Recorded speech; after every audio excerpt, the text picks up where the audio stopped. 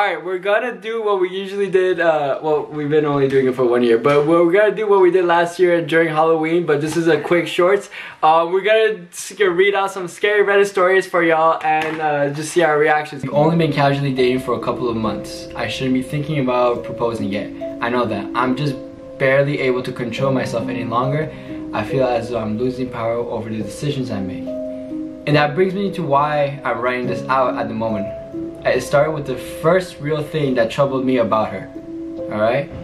We never actually spent the night together. After almost 8 weeks of dating, it was becoming strange. I had to ask her about it. It took drinking almost an entire bottle of wine before I had the courage to do it. What the fuck?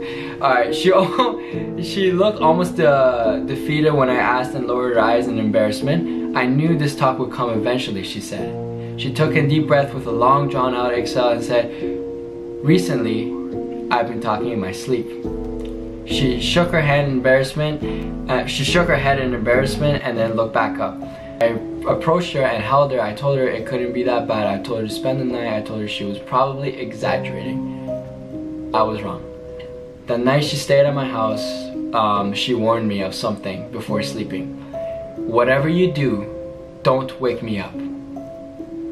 It makes me really scared and disoriented if it happens, and don't respond to me. Just ignore it."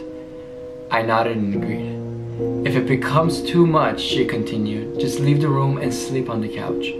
I won't mind." I couldn't even last one night. I can't even last 30 seconds.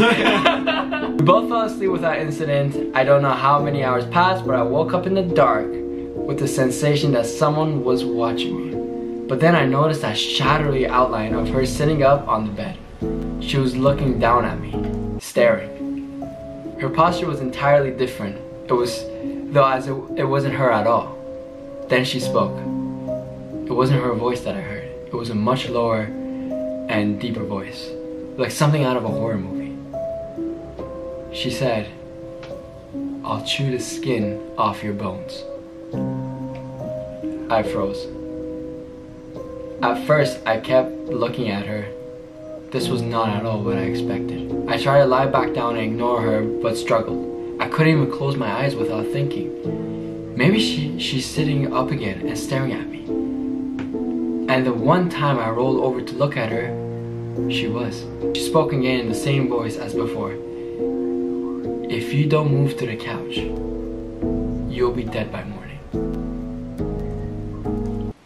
That did it for me. I sat up in the moment and I headed for the living room. She made some sort of wheezing sound as I left. I think it was supposed to be laughter. I was lying on the couch, but I wasn't able to go back to sleep. I was far too shaken. I listened, and then I heard it again. "Steven!" It was that same low voice. I tried to ignore it, but then it shouted, "Steven!" Still had nothing. "I know you can hear me, Steven. You're awake now. Why don't you come back in the bedroom? Or maybe you prefer I come to you." Gotcha.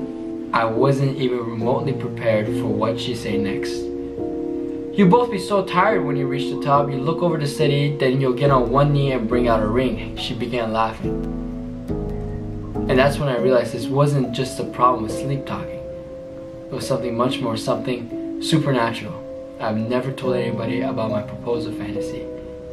There was simply no way she could have known any of that. This was no longer merely talking in one's sleep. This was about possession.